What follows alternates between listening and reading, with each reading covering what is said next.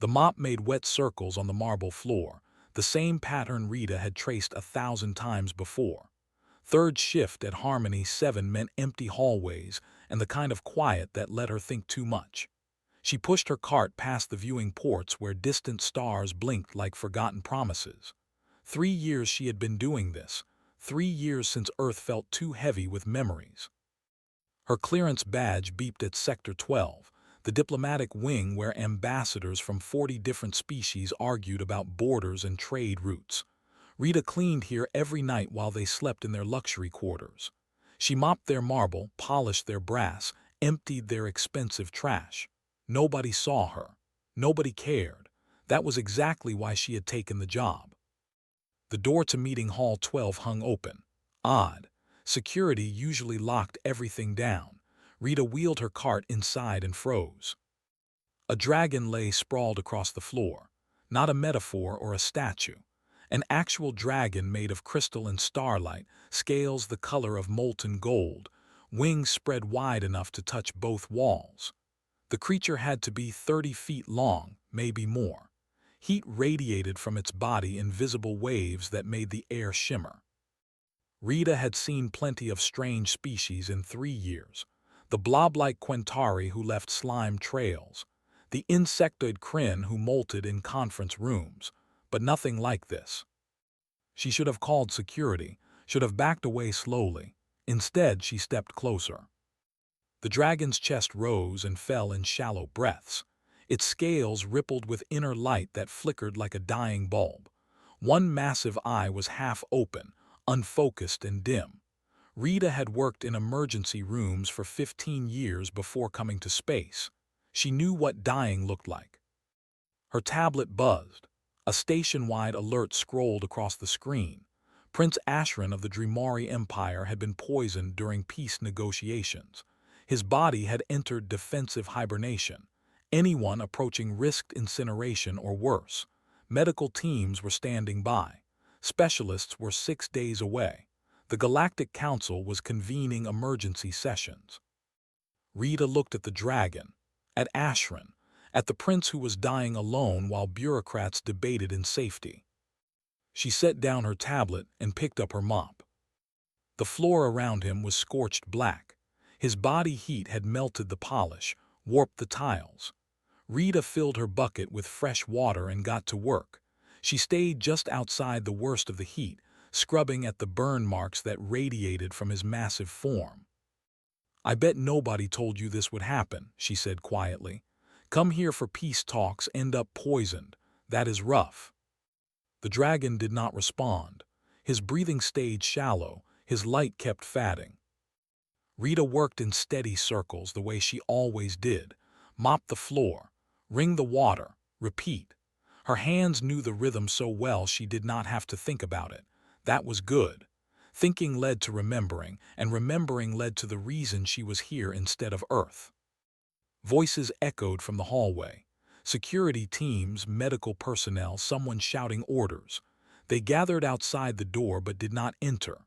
Rita glanced back and saw them clustered at the threshold, scanners out, everyone talking at once.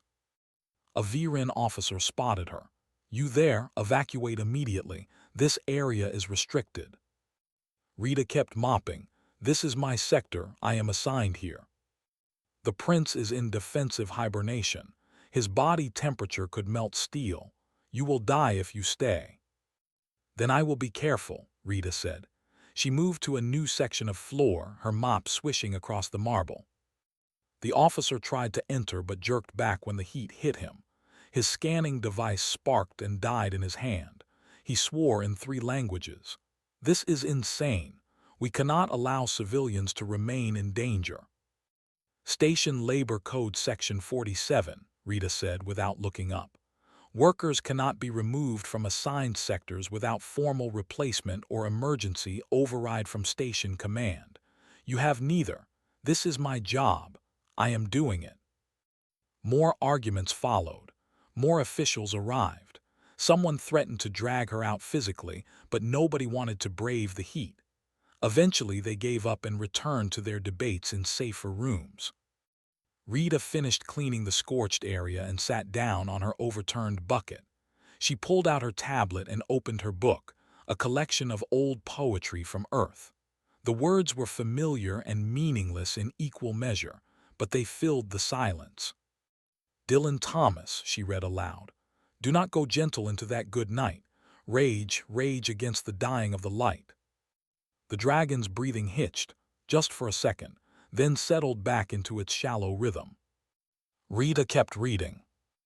Hours passed. Other cleaners came by during their rounds, saw what she was doing and left without comment. Miguel brought her a sandwich and coffee in a thermos. Linda brought a blanket because the temperature outside the heat zone was freezing by contrast. They did not ask why she was staying. They already knew. When you spent your life cleaning up after other people's important business, you learned something essential. The big decisions happened in fancy conference rooms. The real work happened in quiet places where nobody was watching. Rita had already failed once at the real work, back on Earth, with her daughter, with treatments she could not afford and a system that moved too slow. She would not fail again. Dawn light filtered through the viewing ports. Rita's first shift was ending. Her replacement would arrive in an hour. She should go home, sleep, come back for the next shift. She stayed. The Dragon Prince's eye opened slightly, just a crack, just enough that she saw herself reflected in crystalline gold. Then it closed again. Rita settled deeper into her chair and turned the page of her book. 72 hours felt like 72 years. Rita's back ached from the chair. Her eyes burned from lack of sleep. Her hands had developed new calluses from wringing out mop water 1,000 times. She did not leave. Other cleaners brought supplies. Food she barely touched. Water she drank to stay functional. Fresh cleaning solution that she used to maintain the space around the dying prince. They created a quiet network of support that baffled the officials who kept trying to negotiate her departure. The Galactic Council met in the chamber next door. Rita could hear them through the walls, voices raised in a dozen different languages, translators working overtime. Someone proposed moving the entire peace summit to another location. Someone else suggested containment protocols. A third voice recommended simply waiting for nature to take its course. Nature, as if the Dragon Prince dying was as inevitable as weather. Rita refilled her bucket and cleaned the same section of floor she had cleaned 20 times already. The burn marks kept spreading as Ashran's temperature fluctuated. His scales would flare bright, scorching new patterns into the marble, then dim to almost nothing. Each cycle felt weaker than the last. You know what I miss most about Earth? Rita spoke into the silence. Rain. Real rain, not recycled water through station systems. The kind that falls for hours and turns everything green. Denver got these summer storms that would roll over the mountains. You could see them coming from miles away. The dragon's inner light flickered. Rita had started to notice patterns. When she spoke, his breathing steadied. When she was quiet too long, it grew irregular. My daughter loved those storms, Rita continued. Her voice caught, but she pushed through. Sarah, she would run outside and dance in the puddles. Got soaked every single time. I used to worry she would catch cold. Funny the things you worry about when you do not know what is really coming. A VRIN medical officer appeared at the doorway, keeping a safe distance. Ms. Hayes, our scanners indicate the prince's core temperature is dropping below sustainable levels. The poison is winning. He has perhaps 36 hours remaining. Then we have 36 hours to figure something out, Rita said. There is nothing to figure out. Dremori physiology enters defensive hibernation when threatened. The body becomes impenetrable. No medicine can reach him. No treatment can be administered. His own biology is killing him while trying to protect him. Rita looked at Ashran's massive form, at the way his scales had started to lose their luster. So he is trapped inside himself, aware but unable to do anything about it. We do not know if he retains awareness during hibernation. He is aware. Rita did not know how she knew this, but she was certain. She had spent 3 days watching every twitch, every breath, every flicker of light beneath those crystal scales. Someone was home, someone was fighting. The officer shifted uncomfortably. The Dreamari delegation has requested we prepare for removal of the body. They want to transport him back to their homeworld before the final stage. He is not dead yet. Ms. Hayes, please be reasonable. I am being reasonable. Reasonable means you do not give up on someone while they are still breathing. Now, if you will excuse me, I have work to do. The officer left. Rita heard him join the arguments next door. Someone proposed using military-grade cooling systems. Someone else worried about accidentally flash-freezing the prince's internal organs. The debates circled endlessly while the dragon kept dying. Rita pulled out her tablet and scrolled through human medical journals. She had been researching Dreamari biology between cleaning sessions. Most of it was classified, but she pieced together what she could. Crystalline skeletal structure, dual-core respiratory system, electromagnetic neural pathways, a species that had evolved on a planet with extreme predators, developing defensive mechanisms that made them nearly indestructible. Nearly. The problem was not the poison itself. Dreamari biology could process most toxins given time. The problem was the defensive state prevented that processing. His body had locked down so completely it could not heal itself. Rita set down the tablet and looked at Ashran, really looked at him, at the way his wings trembled with each breath, at the dimming light behind his scales that pulsed in rhythm with his heartbeat, at the slight movements of his clawed hand, fingers twitching as if reaching for something. "You are in there," she whispered. "You can hear me, you know what is happening." The eye opened, just a crack, just long enough for Rita to see the awareness behind it, the fear, the resignation. "I am not leaving," Rita said clearly. "I do not care what they say. I do not care about protocols or safety regulations. I am staying right here with you." The eye focused on her for a moment longer, then closed. Rita stood and walked closer, into the zone where the heat made her skin prickle. She pulled her chair with her, positioned it next to Ashran's massive head, close enough that she could see her reflection in his scales, close enough to feel the waves of heat that should have driven her back. She sat down and opened her tablet to the poetry collection, but instead of reading Dylan Thomas, she scrolled to something else.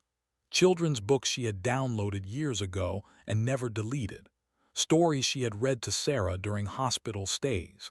Simple tales about brave knights and helpful dragons and happy endings that had not come true. Rita began to read aloud, her voice steady, her presence unwavering. Outside the hall, the council debated. Medical teams ran simulations. Diplomats calculated acceptable losses. But inside the room, a human woman read fairy tales to a dying dragon prince. And for the first time in 3 days, Ashran's temperature stabilized. Day 5 arrived with bad news. The Dreamari specialists were still 48 hours out. Ashran's vital signs were deteriorating faster than predicted. The council chamber next door had gone quiet, the kind of silence that meant people had given up arguing because the outcome was already decided. Rita refused to accept it. Word had spread through the station's human population. What started as gossip among cleaning crews had become something else entirely. At shift change, Rita found her usual corridor crowded with people. Miguel from sanitation stood there with a covered dish. "My grandmother's recipe, chicken soup. If he wakes up, he will need something gentle on his stomach." Linda brought fresh flowers from the hydroponics bay. "Make the space feel less like a death watch, more like a sick room where people recover." Others came too. Engineers, cooks, technicians, cargo handlers. None of them had diplomatic credentials or medical degrees. They had something simpler. They knew what it meant to be far from home and hurting. A young mechanic named David approached Rita hesitantly. "My toolbox is busted. I heard you keep yours in perfect condition. Could I borrow your spare wrench? Rita blinked at the random request. Sure, but why now? David shrugged. Just feels right. You do not quit on your tools, they do not quit on you. Figured the same applies to people. He paused. To princes too. The sentiment was clumsy, but honest. Rita handed him the wrench and watched as he nodded at Ashran's still form before leaving. That was when Rita understood. This was how humans process crisis, not through grand gestures or advanced technology, through small acts of normalcy, through continuing to function and care and show up even when everything said it was pointless. She returned to Ashran's side and settled into her now permanent chair. The dragon's breathing had grown so shallow she had to watch carefully to confirm his chest still moved. His scales had dulled to barely more than gray stone. The inner light that had pulsed weakly for days was almost gone. Rita reached out and placed her hand on his scales. The heat burned. She did not pull back. Listen to me, she said quietly. I know you are tired, I know this hurts. I know every instinct is telling you to let go, but you do not get to quit, not today. No response, not even a flicker. I had a daughter, Rita continued. Sarah. She got sick when she was 9, leukemia. We fought it for 2 years, every treatment, every trial, everything we could afford and plenty we could not. I stayed with her every single night in that hospital, held her hand through the pain, read her stories, told her to keep fighting. Rita's voice cracked, but she kept going. She died anyway. I was right there and I could not save her, could not do anything except watch her slip away. I left Earth because I could not stand walking past her empty room, could not handle another well-meaning person telling me it was not my fault. She pressed harder against Ashran's scales, feeling the heat sear her palm. But maybe it is my fault I am here. Maybe I was supposed to learn something from losing her. Maybe this is it. That sometimes staying matters more than succeeding. That being present is its own kind of fighting. The dragon's eye opened. Not a flutter, not a brief glimpse. It opened fully and focused directly on Rita. She gasped and nearly pulled her hand back, but Ashran's eye held her gaze, ancient and intelligent and very much aware. That is right, Rita whispered. You are still in there. You have been in there the whole time, have not you, trapped, listening to everyone write you off. The eye did not blink, did not close. I am not writing you off. I am not leaving. You can let go of this defensive state. You can trust that I will be here when you are vulnerable. I promise. Something shifted in Ashran's gaze. A question, a doubt. Rita understood. Why should he trust her? She was nobody, just a cleaner, just another alien from a species he probably barely knew existed. They had not even spoken before this. She had no reason to care whether he lived or died. Except she did care. She had cared from the moment she walked into this room and saw him dying alone. You asked why before, Rita said, remembering the grinding glacier sound that had been his single word of communication. Why I stayed? Because someone should. Because you matter. Because I could not save my daughter, but maybe I can save you. Because we are both far from home and hurting, and that has to count for something. The light beneath Ashran's scales pulsed, once, twice, a stronger rhythm than Rita had seen in days. That is it, she encouraged. Fight, come back. Your body is trying to protect you, but it is going to kill you instead. You have to let it relax, you have to trust. The temperature around Ashran began to shift, not cooling exactly, but changing. His scales lost their razor edges, softening incrementally. The heat that had been painful became merely uncomfortable. Rita heard shouting from the hallway, medical scanners beeping frantically, someone yelling about unexpected physiological changes. She ignored them all and kept her eyes on Ashran, on the prince who was choosing to trust a human he barely knew because she had done the one thing his entire empire had not. She had stayed.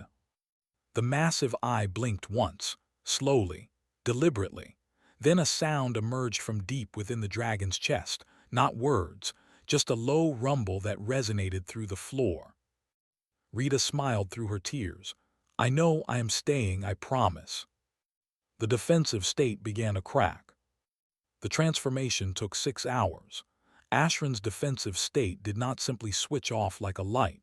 It unraveled layer by layer, each one bringing new agony. Rita stayed beside him through all of it. First came the temperature fluctuations.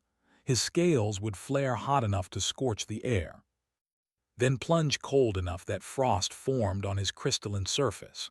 Rita wrapped herself in thermal blankets but refused to move beyond arm's reach. Medical teams finally entered the hall, their instruments going wild with readings they had never seen before. A Quentari doctor tried to approach with scanning equipment. Ashran's body reacted instinctively, a burst of heat that melted the device in seconds. "Everyone back," Rita ordered. "He needs space, he needs calm, you are all making it worse." The lead doctor, a multi-limbed Kryn, clicked in protest. "We must monitor his vitals. This process could kill him. Or your interference could kill him. Let him do this at his own pace." Rita looked at Ashran's trembling form.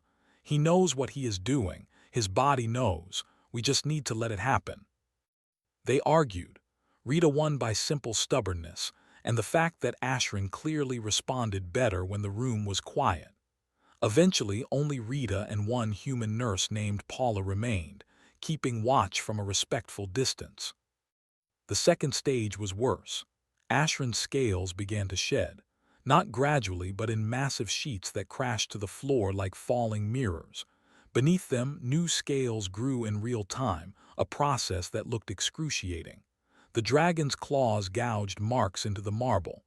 His wings spasmed. His tail lashed hard enough to crack one of the support pillars.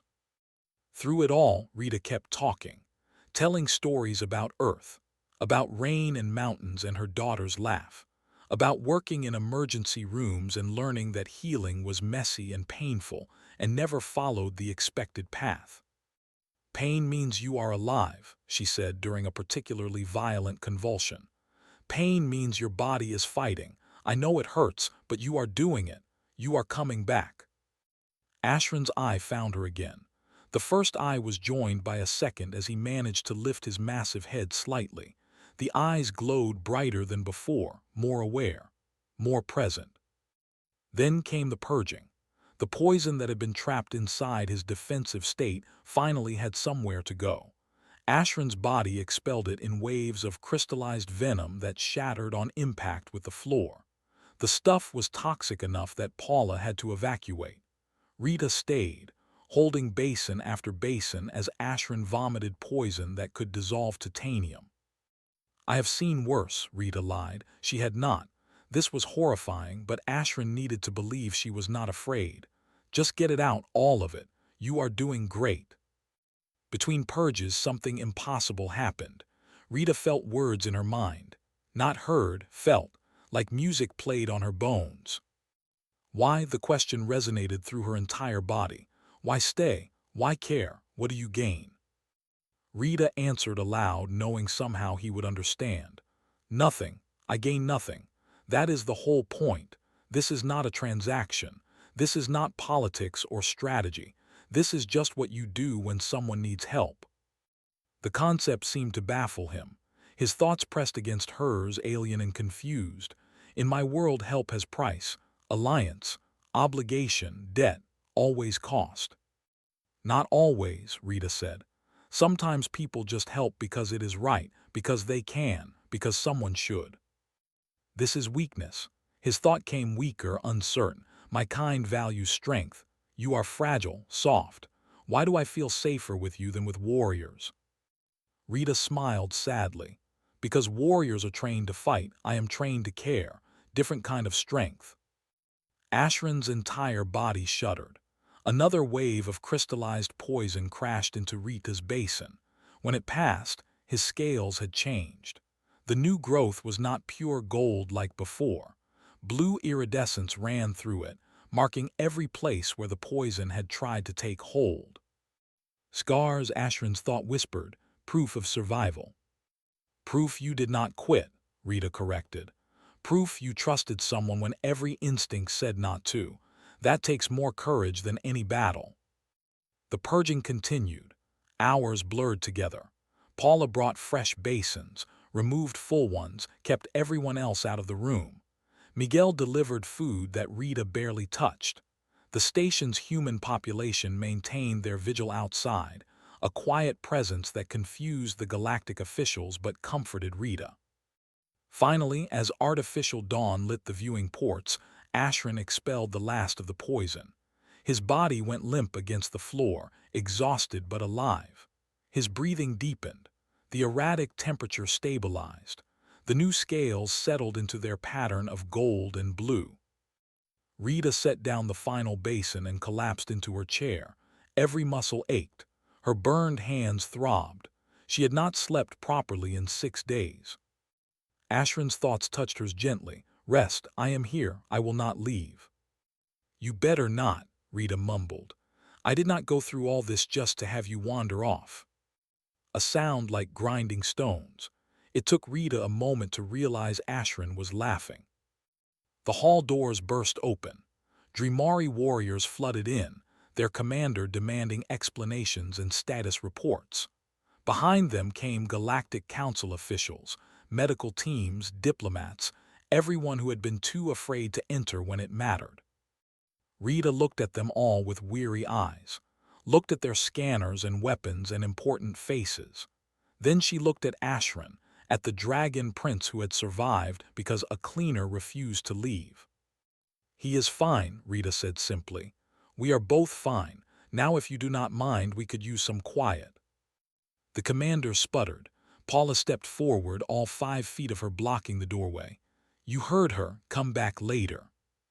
To everyone's shock, the Dreamari warriors obeyed. Recovery was slower than nearly dying.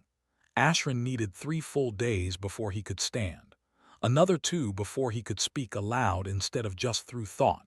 Rita stayed with him through all of it, though she finally agreed to sleep in shifts when Paula threatened to sedate her. The investigation moved faster. With Ashran conscious and aware, the truth came out quickly. The poison had been in a gift, a ceremonial bowl presented by the Viren ambassador during opening negotiations. But the delivery method required inside knowledge. Someone had to know exactly which bowl would be given to Ashran. Someone had to time the dosage perfectly. That someone was Ashran's own cousin, a prince named Dorian who stood 3rd in line for the Dreamari throne. He had orchestrated everything: the poisoning, the delayed medical response, the convenient placement of Ashran in a location where his defensive state would kill him slowly. Dorian had not counted on a human cleaner. Rita sat in a council hearing room, uncomfortable in clean clothes, while officials questioned her about what she had observed. Every visitor, every conversation, the meticulous notes she had kept while maintaining her vigil. A Quentari investigator oozed forward. You recorded that Ambassador Tellys visited the hall twice on day 2. What did he do? Nothing, just stood in the doorway and watched, but he looked satisfied, not concerned. Rita pulled up her notes on her tablet. Most visitors looked worried or scared. Tellys looked like someone checking to make sure their plan was working. Tellys was Dorian's primary contact among the Viren, another investigator confirmed. Your observation helped us trace the connection. Rita shrugged. I worked emergency rooms for 15 years. You learn to notice who is actually worried about the patient versus who is worried about the lawsuit. Ashran sat in the corner of the room, still weak but insistent on being present. His new scales caught the light differently, blue and gold mixing in patterns that marked him as different from other Dreamari, marked him as someone who had survived the unsurvivable. He spoke aloud now, his voice like controlled thunder. Rita's testimony broke the conspiracy. Her simple act of observation accomplished what our security forces could not. The Dreamari commander shifted uncomfortably. We should have protected you better, my prince. You should have stayed, Ashran corrected. That is what she did, she stayed. The hearing room went silent. Rita felt dozens of alien eyes on her. Representatives from species who built empires and commanded fleets and shaped galactic policy. All of them uncomfortable with the idea that a human cleaning woman had succeeded where they failed. Finally, the council chairperson spoke. Ms. Hayes, the Dremari Empire wishes to offer you compensation, a title, land, a formal position within their diplomatic corps. No, thank you, Rita said immediately. No, the chairperson looked confused. You saved a prince. You exposed a conspiracy. You prevented a war. Surely you deserve some recognition. Rita glanced at Ashrin, who watched her with those brilliant eyes. I did my job. Someone was hurt and I helped. That does not require a reward. But the Empire insists on honoring its debts. Then honor it by learning something. Rita stood, tired of sitting while being stared at. I am not special. I am not brave. I am just someone who did not walk away. Any human on this station would have done the same thing. That is what you should find interesting. Not me specifically, all of us generally. Ashrin rose as well, his massive form dwarfing everyone in the room. She is correct. I have spent the past week learning about human culture, about their history. They are not the strongest species, not the smartest, not the most advanced, but they possess something we lack. And what is that, Prince Ashrin? The chairperson asked. The ability to care without calculation, to help without requiring alliance, to stay when logic says to leave. Ashrin moved to stand beside Rita, a gesture that made several delegates gasp. I formally request that the Dremori Empire establish cultural exchange with humanity, not a military treaty, not a trade agreement, simply learning. The Dremari commander looked horrified. My prince, humans are barely space-capable. They have no territory, no significant fleet, no strategic value. They saved my life, Ashrin said quietly. That has value beyond any fleet. Rita felt Ashrin's thoughts brush hers gently. Forgive the spectacle. Politics requires theater. She thought back, hopping he could hear. Just do not make me wear a fancy uniform.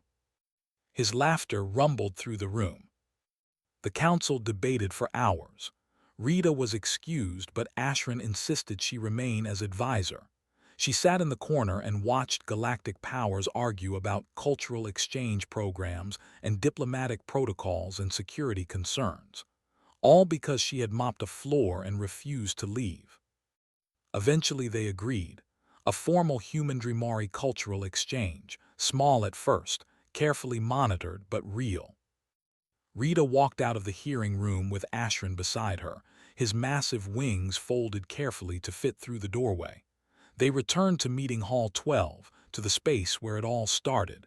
Miguel had cleaned the floors properly. Linda had arranged flowers. Someone had even fixed the cracked support pillar. You could have had wealth, Ashrin said. Power, influence, why refuse? Rita ran her hand along her cleaning cart, still parked where she had left it a week ago. Because this is my life. This is who I am. I do not need to be someone else. You saved a prince and changed galactic policy. You are already someone else. No, Rita smiled. I am still exactly who I was, a cleaner who helps when she can, that is enough. Ashrin settled onto the floor, careful not to scorch the newly polished marble. You are remarkable. Rita picked up her mop. I am practical, there is a difference. But as she started cleaning, surrounded by flowers and friendship, and a dragon prince who had learned to trust, Rita thought maybe remarkable and practical could be the same thing after all. 6 months changed everything and nothing at all. Rita still cleaned floors, still pushed the same cart through the same corridors, still worked third shift when the station slept and the stars outside the viewing ports seemed close enough to touch. But now when she entered the diplomatic wing, she was not alone. Ashrin had taken what his family called a sabbatical and what Rita called common sense. He lived on Harmony 7 now, in quarters near the human sections. He had scandalized the Dreamori court by requesting to learn about janitorial work. "You cannot be serious," his cousin Dorian had said during his trial. "A prince does not clean." "This prince does," Ashran had replied. "I am learning what actual work feels like. You should try it." Dorian was sentenced to exile and labor on a colony world. Ashran had argued for mercy, citing lessons learned from humans. The court had been baffled but agreed. That decision alone had sparked more change in Dreamori culture than 1,000 diplomatic summits. Now Ashran worked alongside Rita several nights a week. He was terrible at mopping. His claws scratched the floors and his tail knocked over buckets. But he tried, and the effort mattered more than the results. "You missed a spot," Rita said, pointing to a corner where Ashran's mop had not reached. "My apologies. These tools were not designed for dragon anatomy." "Excuses, excuses." Rita demonstrated the proper technique again. "Small circles, let the mop do the work." Ashran attempted to copy her movements and nearly tripped over his own feet. Rita laughed, the sound echoing through the empty hallway. 6 months ago she had forgotten how to laugh. Now it came easier. Other species had noticed the changes. The human cleaning crews that had been invisible suddenly mattered. Requests came from a dozen civilizations wanting to understand this human approach to problem solving. Not their technology, not their military capabilities, their simple habit of showing up and caring. Paula had started teaching basic medical care to alien species, focusing on compassionate presence rather than just technical skills. Miguel had begun cultural cooking classes, proving that sharing food was universal. Linda ran workshops on creating living spaces that felt like home instead of just functional habitats. Humans were becoming known as the bridge species, the ones who could talk to anyone, work with anyone, care about anyone. It was not the reputation they had expected to earn in the galaxy, but it was the one that fit. Rita finished her section and moved to the viewing port. Earth was visible tonight, a blue dot among billions of stars. She had not gone back, probably never would, but she thought about it less painfully now. "You are thinking about Sarah," Ashran said quietly. He had learned to read Rita's moods with disturbing accuracy. "Always thinking about her, just hurts less now." Rita touched the glass. "I used to think I came to space to run away. Maybe I came to find a reason to stay." "You found a dying dragon instead." "I found a friend. There is a difference." Ashran rumbled with pleasure. 6 months of human interaction had softened some of his rigid Dreamori formality. He still thought in terms of honor and duty, but he was learning about loyalty that did not require contracts and friendship that did not demand obligations. The council had formalized the cultural exchange 2 months ago. Rita had been asked to speak at the ceremony. She had refused until Ashran insisted. Her speech had been 3 minutes long and brutally honest. "Humans are not special. We are just the ones who stayed. Maybe that is the lesson. Maybe all of you need to learn how to stay with each other, to help without counting the cost, to care because someone needs it, not because it benefits you." The speech had made her briefly famous. She hated it. Fame meant interviews and attention, and people treating her like she had discovered something profound instead of just doing what felt right.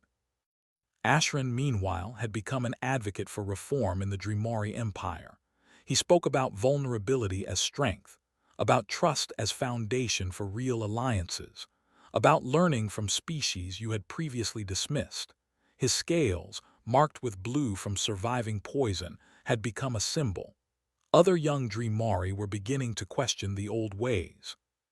"The council wants me to return home next month," Ashran said, "to formalize my position in the succession. Father is stepping down. I am expected to take a greater role in governance." Rita felt her stomach drop. "Oh. I told them no." "You what?" Ashran settled onto the floor, his scales catching the light. "I am not finished learning. There is too much I do not understand about cooperation instead of conquest, about community instead of hierarchy. I told them I would return when my education was complete. And they accepted that. They had little choice. I am still a prince and I invoked ancient law about seeking wisdom. They cannot refuse without losing face. He paused. But I will have to go back eventually. The question is what I bring with me. Rita understood. Ashran was not just learning to mop floors. He was learning a completely different approach to existence. When he returned to his people, he would carry those lessons, would try to change an empire from the inside. You will be great, Rita said. You already are. Only because you showed me how. Ashran's thoughts touched hers warmly. You gave me back my life, then taught me what to do with it. They worked together in comfortable silence, dragon and human cleaning floors that would be dirty again tomorrow. Outside, the station rotated slowly through space. Inside, two friends who had saved each other continued the quiet work of living. Rita's cart squeaked on the same wheel it always had. Ashran's tail accidentally knocked over the same bucket for the third time that night. Somewhere diplomats negotiated treaties. Somewhere generals planned defenses. Somewhere important people did important things. And here, in an empty corridor on third shift, a cleaner and a prince proved that sometimes the smallest actions created the biggest changes. Rita looked at her reflection in the polished floor, at Ashran's massive form beside her, and smiled. This was enough. This was everything.